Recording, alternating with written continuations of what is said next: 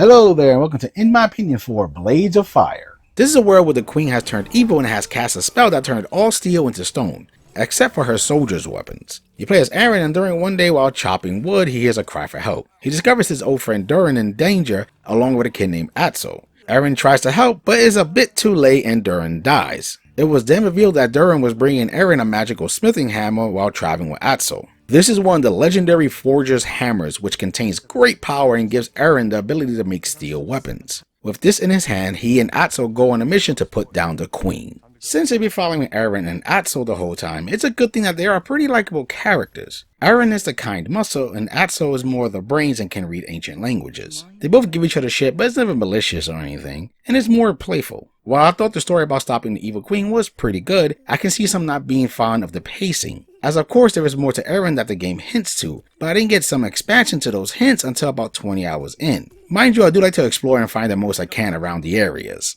When you're not learning about Aaron's past, you'll be mainly running into mini-stories along the adventure, like the little skull boy in the Crimson Fort or a cemetery area with a ghost. You even meet a legendary master forger in the form of a Kukio lady named Glinda. All of this helps expand the world. And speaking of that, the more you make progress, the more Atso writes down, letting you know more about this world and how it came to be, other tales, enemies you encounter, and more. While the cutscenes do mention this history, the book entries go into a little more detail if you enjoy that stuff. There's also a true ending to the game, which was satisfying. And don't worry, I'll mention how to get it at the end of the gameplay section, and it's not missable. Okay, this is a Souls-like, so that means meter management is key, as dodging does cost stamina, and the lack of stamina not only affects your movement, like your ability to roll, it affects the speed of your swing, so it can leave you wide open to an attack.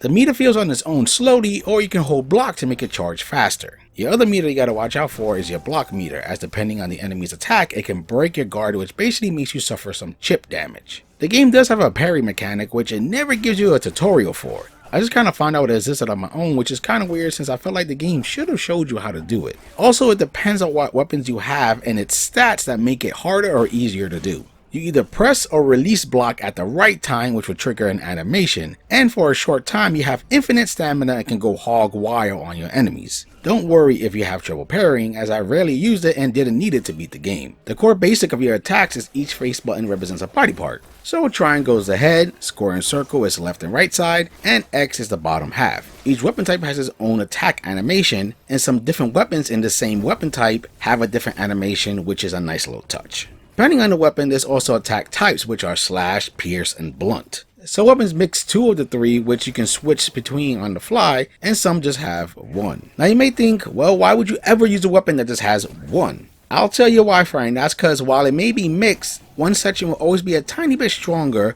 while just using a weapon with just one attack type is much stronger than the mixed type overall, and can even become stronger.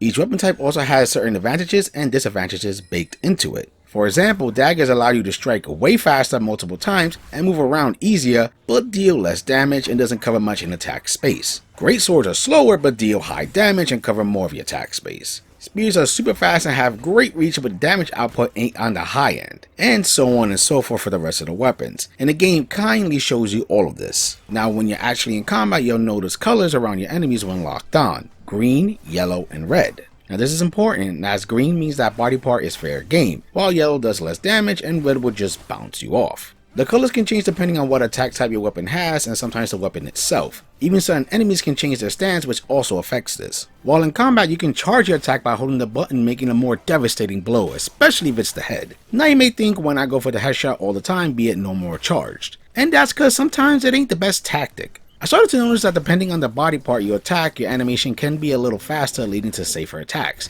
even if it's a little less damage, so I did have to strategize in certain spots, especially for bosses. Some enemies also display their block and stamina meter, which you can take into account, as you can stun them if you break their block, and tire them out if you drain their stamina enough, letting you dish out more safe, hard-hitting attacks. This can feel like a lot to take in just for combat, but it doesn't take long to really click, and once it does, it's a whole lot of fun, especially when you take advantage of a tired and weak enemy going for that killing blow, chopping off their arm or head. The boss encounters really do test your mettle and can be really fun as you find out the patterns and what your best options are of attack. Now I did play this on Steel for the trophy, which is the hardest difficulty, and boy is it, as you can get two-shotted depending on the enemy, mainly bosses. Though I will say I didn't die a ridiculous amount of times, and I'm no Souls-like god. Now if you don't care about trophies, there is a normal and easy which you can switch to on the fly if you want the lesson or up the challenge. You don't have to worry about being locked out of any content if you do so. The penalty for dying is not harsh, as it just sends you back to the last anvil you interacted with, and you can even teleport between these.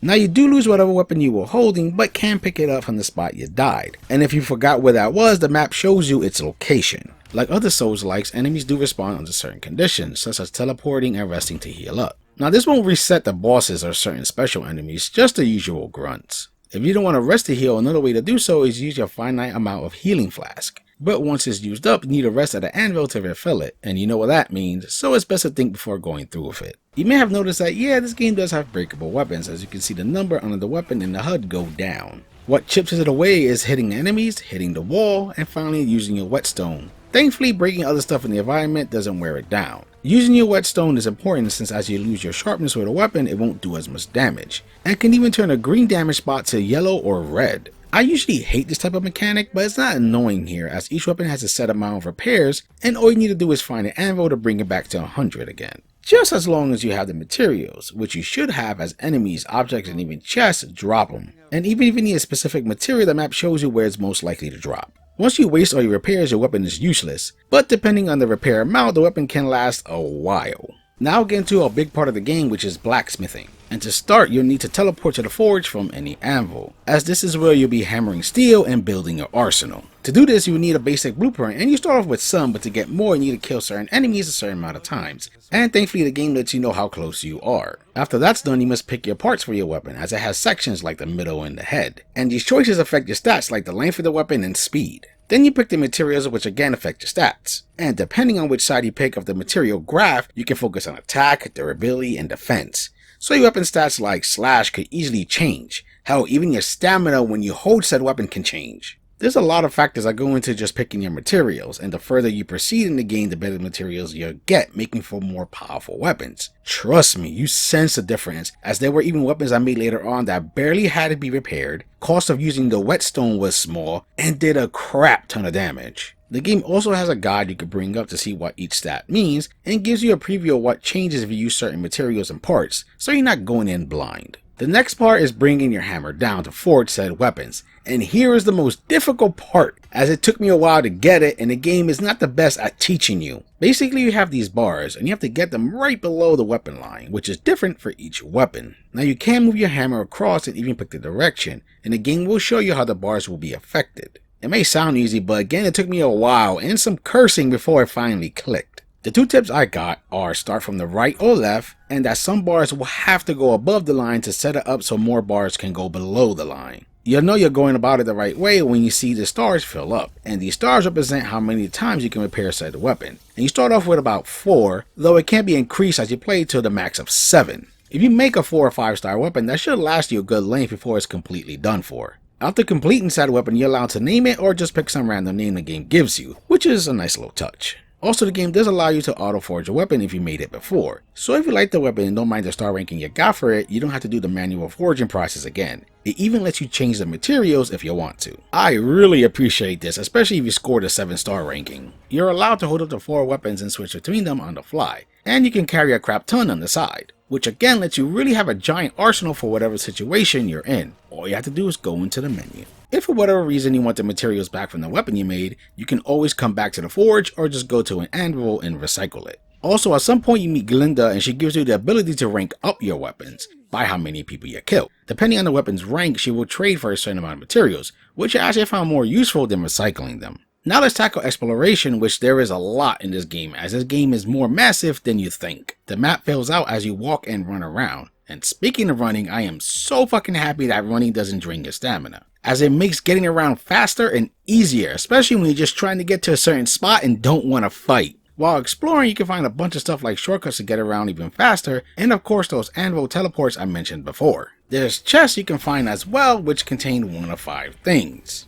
There are stamina and health crystals, which if you get 4 of each increases your health and stamina. Life and forge cryptex, with life helping you increase how much health you recover when using your flask, and it can also increase how many flask twigs you have overall. This is insanely helpful as fights got a bit less hard when I have 7 flasks instead of 3. The Forge Cryptex lets you increase how many stars you can get when making a weapon, which makes them last way longer. The last thing you get from the chest is dye, as you unlock some new costumes as you progress through the story, and these dye unlock new colors for these costumes. Most of my early playthroughs were a DLC costume, but I eventually liked some of the story outfits. To change these outfits and colors, you have to go back to the base, which is made every time you go to a whole new map. While you're here, you can also check out some artwork from the devs as you unlock this when the game asks you to send Atso back to the base. If you're wondering, then yeah, you can send Atso back to the base if you're tired of him tagging along. But I didn't find him annoying, so I never really did this. At some point, you start to get magical runes to put on your weapon, which opens more exploration options, like a bright light for dark spots, or some spots that ask for souls.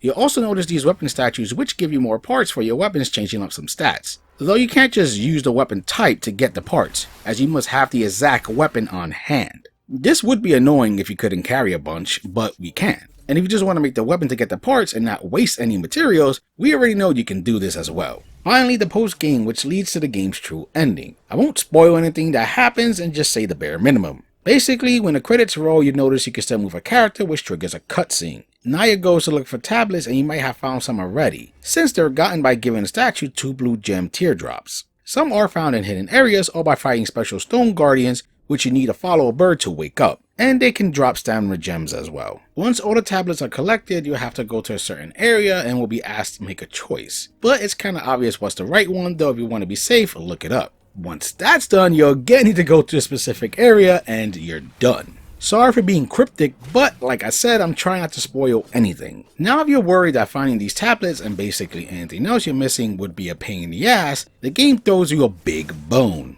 You might have noticed these special stone pillars while playing the game. Well, they ain't stone anymore, and interacting with them shows you every single item in the area they cover and keeps count so you won't be confused on what you're missing. What will be kinda hard is getting to these items, as sometimes the map can be kinda confusing even with the marker system. Like there are some areas where you wouldn't think would lead to where you have to go. And I kinda wish at this point with the map showing everything that they would just show a line of how to get there. Also at this point you get an option to fly a big bird to multiple unreachable areas. So if an area seems out of reach, you might have to do that. You also unlock a new power attack allowing you to spend the ruins of your weapons to become invulnerable and have max stamina for a short time. Don't worry, you can keep on getting ruins for the weapons even after doing this power up. After getting the true ending, if you haven't collected everything still, the game does allow you to continue and explore. I don't know how to describe it, but this game style looks like something out of the PS3 era. And I mean that in the most positive light. It's like a more detailed Lords of Shadow, I guess. And that makes sense since this is the same developer. The design of our leads are great and unique enough that it helps them stand out. Whenever you get to a new area, each being pretty different from one another like a sand town, castle, or snowy village, you'll at least get 1 or 2 new enemy designs. So the game keeps itself visually fresh. And while it sometimes does the whole same enemy just new color, they tend to give them new weapons and attack patterns. The bosses are varied in designs, though there are some repeats, but there's usually a reason for that. With the game having a big focus on forging your weapons, it was great to see how detailed and different each weapon ended up being, as you can get a good look at them when making them. I also like how violent the game ended up being. As I mentioned, there is some gory kills when you land a hard finishing blow, which can lead to stuff like a head off or smashed in, and each time it's in gratifying slow-mo. The voice cast does a great job of bringing these characters to life, and it's a good thing they don't make your ears bleed as they do chatter here and there while in combat and exploring. In the large amount of time I put in this game, I never ran into any bugs, and I didn't really get any frame rate dips, even during combat, as it ran a smooth 60. Your reputation precedes you. Salute you? We could just kill this bird brain before he eats us. Allow me to present myself. I am the ruler of these afflicted lands. I am King Talk. We are honored by your presence, your majesty. We are your humble servants. Even with some of my gripes like the tutorial not being the best and running into some hitches while exploring, I still had a fantastic time. I enjoyed being around our leads and wanted to see the adventure to the very end. The combat was fun, brutal, and indeed challenging, but it never felt outright unfair, and you can always change the difficulty if you wanted to. It took me around 70 hours to collect everything and get the true ending, so it's a bit chunky. I was sad to hear that the game kind of flew on the people's radar and did not meet sales expectations, since the game does hint to more. In the end, I do highly recommend this game. It's really worth sharpening your blade and forging on its path. I hope you enjoy my thoughts on this game, and for gamer's sake, keep gaming.